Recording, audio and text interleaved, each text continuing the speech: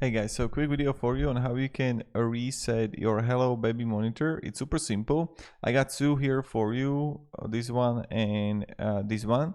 And on both, the process how it works is that from the back, you are going to have like a reset key. It can be like a key, it can be like a button that you have to press, or like a hole that you have to insert a paper clip, or you have to insert a pin or something. Same thing right here. So you're gonna press and insert the reset key, the pinhole, the paperclip into it, and that should, thanks to that, you should be able to reset it. So that's pretty much what you want to do. Maybe it's going to help you, I hope so.